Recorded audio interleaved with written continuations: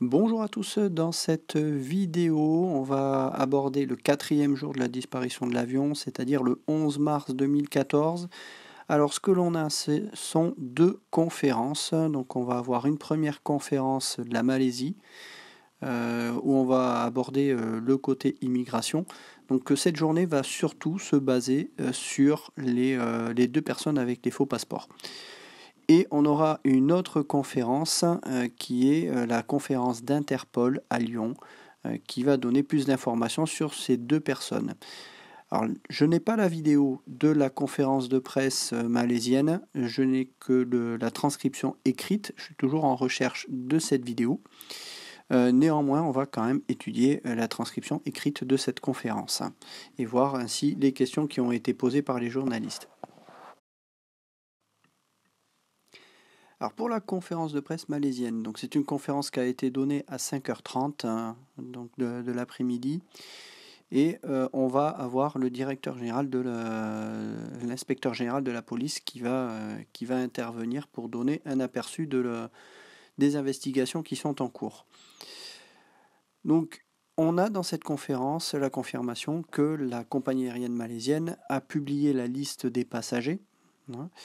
Et parmi eux, deux personnes ont commencé à attirer déjà l'attention des médias.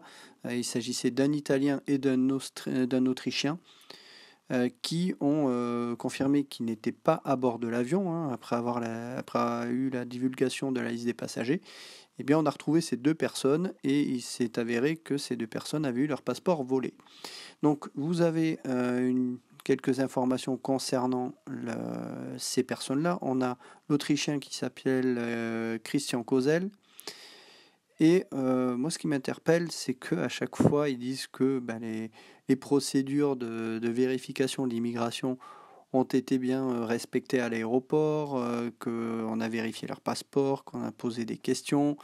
Bref, on essaie un petit peu de dire on n'a pas fait de faute. Mais n'empêche que ces personnes-là sont passées avec des faux passeports. On va voir dans les questions pourquoi ces personnes sont passées plus facilement. Voilà. Donc vous avez pour ces deux personnes-là, le deuxième c'est Maraldi Luigi qui est un Italien. Voilà, donc on a les noms. On a tout un tas de détails, je vous laisse lire. Je ne vais pas rentrer dans ce détail-là, c'est pas super important ici. Et le ministre confirme que les procédures ont été respectées. Bon, on voit qu'il y a quand même des failles en matière d'immigration. Ensuite, vous avez l'inspecteur général de la police malaisienne qui intervient, qui donne un aperçu des pistes qu'ils étudient, notamment la piste de la prise de contrôle de l'avion, donc un détournement, un sabotage, des problèmes psychologiques des passagers mais aussi de l'équipage, et ainsi que des problèmes personnels des passagers et de l'équipage également. On va voir dans les questions parce qu'ils vont un petit peu plus loin, parce que ça interpelle les passagers. Vous verrez que en fait, c'est tout à fait normal dans ce genre d'investigation. On a 14 pays qui sont concernés, donc 14 pays différents avec des passagers à bord. On a la confirmation qu'il y a un groupe du département de la sécurité publique chinois qui est en Malaisie, que les autorités étudient des vidéos de l'aéroport. On sait donc bien que ces deux passagers voyagent avec des faux passeports, que un a bien été identifié parmi ces deux-là, comme ça a été dit visiblement hier. Donc il y a aussi des déclarations qui sont faites, même si tout n'est pas dans les conférences, on a quand même des déclarations. Et quand vous avez ces mentions, comme ça a été dit hier, c'est que cette information elle est connue des médias. On sait qu'il s'agit d'un Iranien, on a son nom qui s'appelle Pouria Nour Mohamed Merdad, qu'il a 19 ans, voilà, et on ne le considère pas comme faisant partie d'un groupe terroriste à l'heure actuelle. On sait qu'il tentait d'immigrer en Allemagne. On le verra un peu plus loin suite à une question pourquoi. Bref, que les investigations sont toujours en cours. Autre information que donne l'inspecteur général, il n'y avait pas 5 personnes qui n'ont pas embarqué. Voilà. Tout le monde a bien embarqué dans cet avion. Ça, c'est une information qui va amener des questions parce que ça contredit des premières informations qui avaient été données par le directeur de l'aviation civile, comme on le verra. Bref, il essaie de rétablir certaines vérités. C'est comme souvent dans ce genre d'enquête, vous avez des premières informations, puis vous avez des investigations supplémentaires qui permettent de se rendre compte que finalement, il faut corriger certaines infos, et c'est ce qu'il fait là, mais on va leur reprocher justement de ne pas avoir dit la vérité. Voilà. Et quelques questions pour savoir comment ces Iraniens sont arrivés en Malaisie. Voilà. Donc on a les infos quand ils sont arrivés. Hop.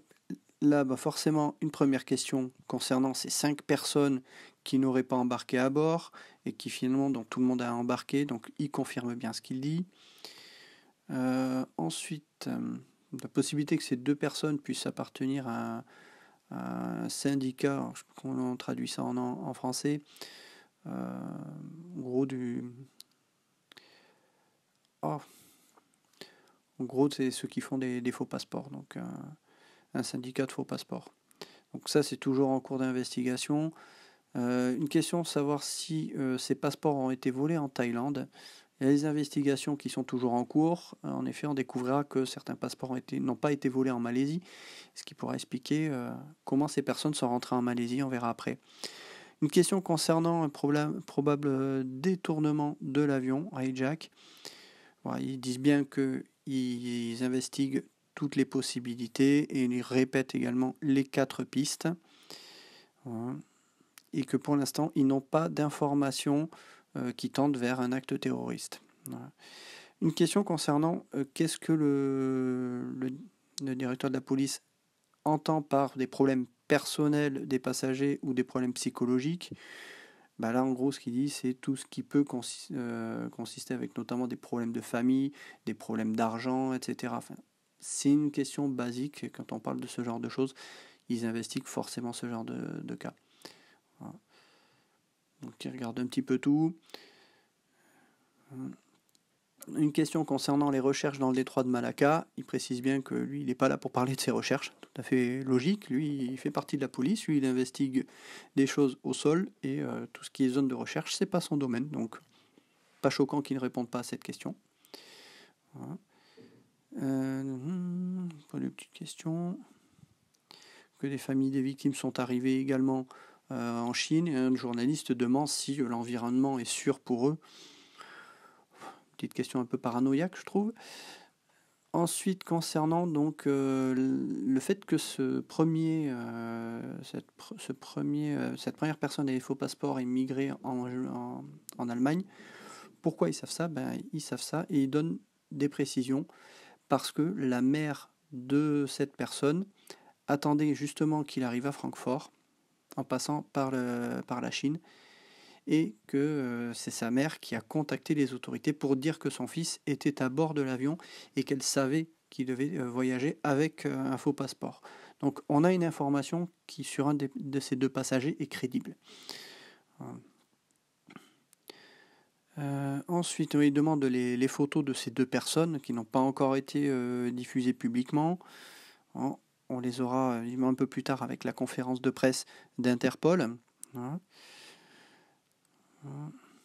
Donc ils ont investigué avec tout un tas de personnes également, avec différents services.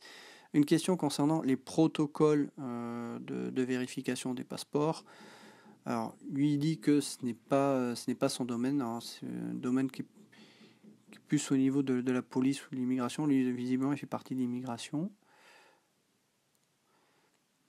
Voilà. Alors toujours pas d'informations sur les infos terroristes. Encore une question sur les 5 passagers qui n'auraient pas embarqué. Voilà, lui il confirme à nouveau l'information qu'il donne. Une question concernant des problèmes techniques et des erreurs pilotes. Ce qu'il dit bien, c'est pas son domaine. Voilà, lui il investigue les 4 thèmes qu'il a donnés parce que ce sont des thèmes qu'investigue la police. Et comme il dit bien, c'est le rôle des experts de l'aviation civile d'étudier les pistes des défaillances techniques et des erreurs pilotes. Donc chacun son domaine. La réponse elle est parfaitement cohérente. Question sur le cargo, est-ce qu'il y avait éventuellement une bombe à l'intérieur du cargo? Ils disent qu'ils investiguent les vidéos de l'aéroport pour essayer d'investiguer tout ça. La coopération avec la Chine, ils disent que ça se passe plutôt bien, ils coopèrent. Encore une question sur les 5 passagers qui, comme on dit, contredisent ce que disait le directeur de l'aviation civile. Voilà. Vous avez toujours souvent des journalistes qui répètent à nouveau des questions alors qu'on leur a confirmé des infos. Une fois, 2 fois, 3 fois, au bout d'un moment, c'est quand même un peu pénible d'avoir toujours les mêmes questions. Question concernant le côté biométrique. Et notamment le fait qu'on aurait pu identifier ces personnes avec leurs empreintes qui n'auraient pas correspondu au passeport. L'info que l'on a justement, c'est que ces deux personnes avec ces faux passeports sont entrées sur le territoire malaisien avec ces passeports, et donc la procédure, comme il explique ensuite, est de prendre les empreintes de ces personnes à leur entrée sur le territoire malaisien. Vous n'avez pas les empreintes sur ces passeports qui ne sont pas visiblement des passeports biométriques. Ce qui peut expliquer, quand ils essaient de quitter ensuite le territoire malaisien, que les empreintes collent avec les empreintes qu'ils ont données quand ils sont rentrés, puisqu'ils sont rentrés déjà avec ce faux passeport. Donc forcément, les empreintes sont celles de la personne qui utilise ce faux passeport à ce moment-là. Ensuite, qu'est-ce qu'on a? Bon, des questions. Toujours à nouveau une question sur l'état mental des passagers, de l'équipage et pilotes. Qu'est-ce qui leur permet d'aller dans cette direction? Ils disent que c'est trop tôt pour se prononcer, c'est tout à fait logique. En fait, il n'y a rien pour l'instant qui leur fait penser à ça. C'est que ça fait partie des items qui sont investigués dans ce genre d'enquête. C'est tout à fait normal. Voilà. On demande et le pilote et l'équipage, pas de réponse. Voilà, ils veulent pas encore se prononcer là-dessus, c'est normal. Encore une question concernant une bombe dans le cargo. On leur demande de donner des éléments. Il faut comprendre que l'enquête est toujours en cours. Ils peuvent pas non plus tout dire. Après, une question en disant, vous dites que la deuxième personne avec ses faux passeports a été identifiée. Non, c'est pas du tout ce qu'il a dit dans la conférence, et il le dit bien. Je n'ai jamais parlé de cette deuxième personne. Voilà, la deuxième personne n'est pas encore identifiée. Voilà. Et voilà, visiblement avec l'Iran, ils ont quand même réussi à avoir des informations.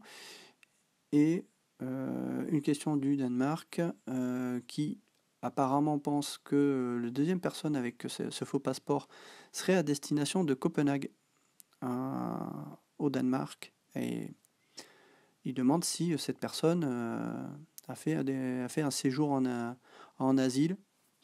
On ne sait pas trop d'où viennent ces informations, mais on commence déjà à avoir des pistes sur Copenhague au Danemark, mais on verra que plus tard, en fait, visiblement, c'est pas le Danemark. Voilà. C'était plutôt Amsterdam, mais ça on le découvre plus tard.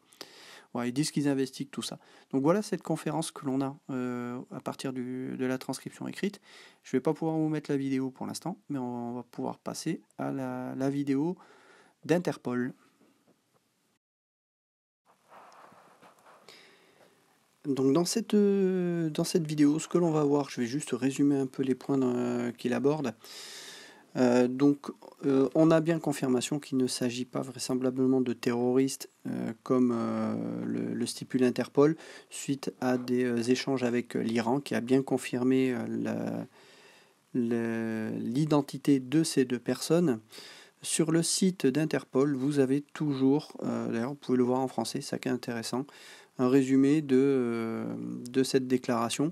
Alors, il n'y a pas tout, mais vous avez quand même le plus important, notamment le nom des deux personnes avec des faux passeports. Alors, dans la conférence, il donne un peu plus d'informations. Il précise bien également le rôle d'Interpol dans tout ça, qui est de collaborer avec l'ensemble des autorités de police pour tout un tas de faits possibles en termes de terrorisme, en termes de crimes, en termes de commerce illégal, mais également de trafic humain. Voilà. Il parle également des spéculations terroristes des médias. Voilà.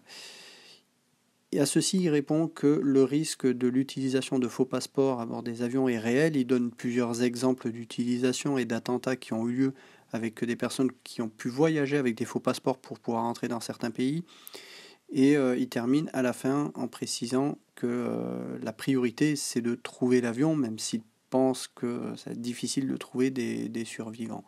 Voilà, donc vous avez cette déclaration d'Interpol, vous avez ceci sur le site, vous allez sur le site Interpol, vous tapez MH370 et vous allez retrouver un résumé de cette déclaration. Et je vous mets maintenant la vidéo.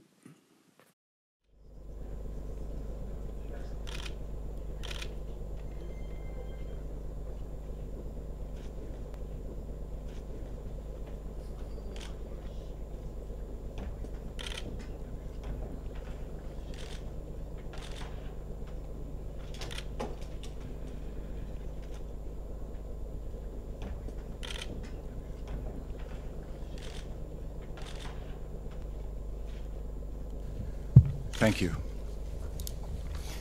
Ladies and gentlemen, dear colleagues, good morning and welcome to Interpol's General Secretariat headquarters, and thank you for being with us today.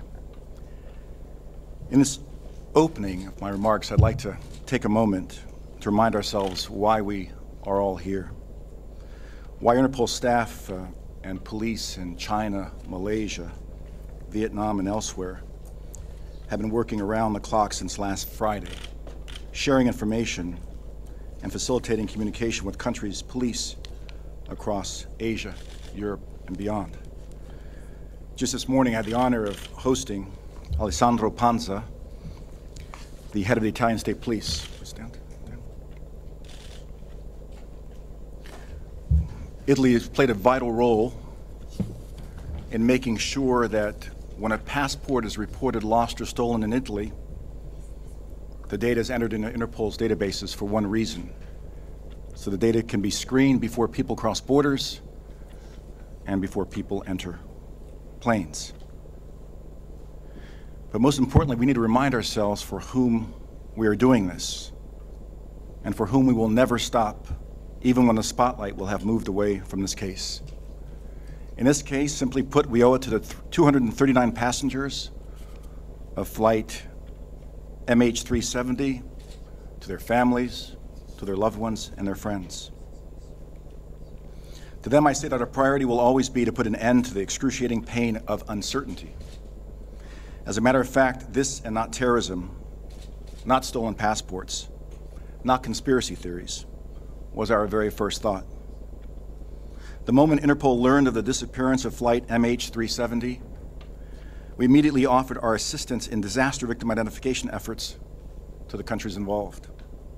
That offer still stands, and Interpol is ready to honor that commitment the minute the fate of flight MH370 is ascertained. In parallel, we continue to work with our member countries to follow all available leads and examine all options, including terrorism, organized crime, illegal movement of people, whether in the form of human trafficking or smuggling. We have information to share with you that hasn't been publicly made available until now. Could we have the slide?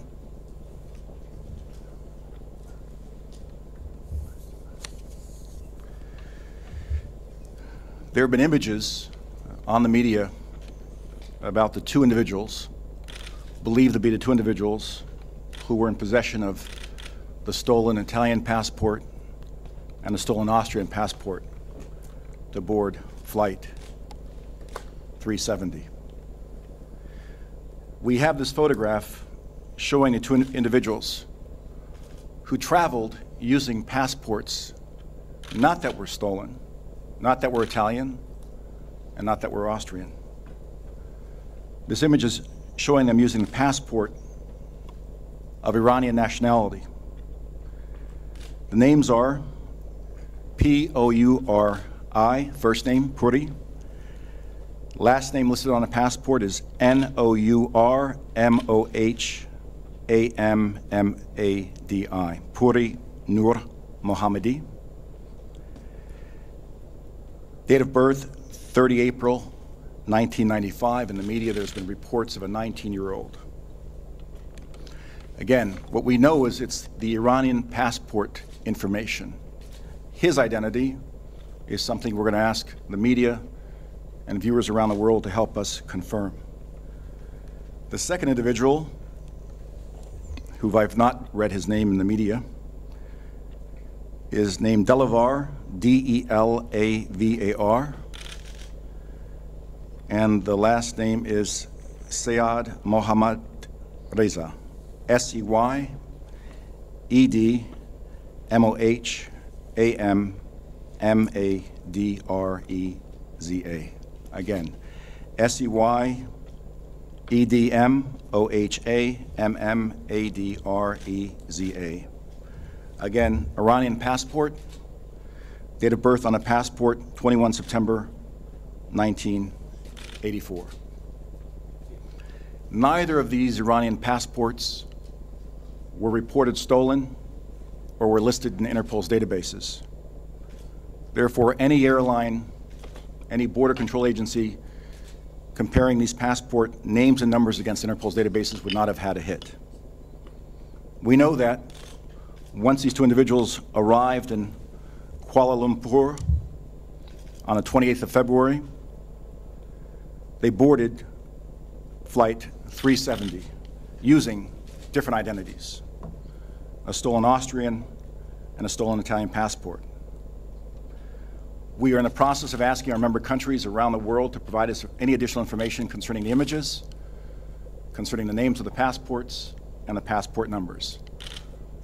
We're cooperating with Interpol Malaysia, Interpol China, Interpol Iran, and all of the member countries involved in this investigation. There's been great speculation ever since it was revealed that the two passport holders were carrying passports that were reported lost or stolen.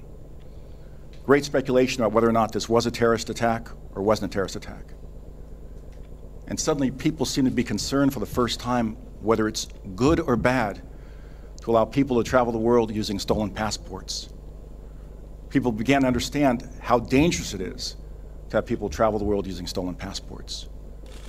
But already in the last 24 hours, you see the story changing as the belief becomes more certain that these two individuals were probably not terrorists. The interest seems to be dying down because they might just be people who are being smuggled or trafficked. And from Interpol's perspective, the fear, the concern we should all have is that more than 1 billion times each year, there are people that either cross borders or board planes without having passports screened against Interpol's database. From experience that goes back as far as February 26, 1993, when the first World Trade Center bombing occurred, we know that the terrorist who masterminded that bombing was carrying a stolen Iraqi passport to cross borders. We know that in Europe, we've had an assassination of a prime minister committed by Milorad Ulmak, who had his passport stamped 27 times without having it compared to Interpol's databases. And we know that the so-called White Widow also was in possession of a stolen passport that she was able to cross borders using without having it checked against Interpol's databases. So I close my introductory remarks by saying the focus of the world right now and of law enforcement, of Interpol, should be on trying to find the plane and hopefully find survivors, as difficult as that might be to believe that might occur, and to helping to support the investigations on the ground with regard to that, but also thinking about the next case or cases where dangerous people, not innocent people, dangerous people could be crossing borders with evil in their minds and hearts to harm us all. Un petit mot de la fin. Donc, vous voyez, cette journée, elle est vraiment basée sur ces deux Iraniens avec les faux passeports, où on a donc confirmation qu'il y a peu de chances qu'il s'agisse d'un acte terroriste. Et on parle assez peu des zones de recherche, même si dans la déclaration des autorités malaisiennes, on parle quand même encore un petit peu de ça. Néanmoins,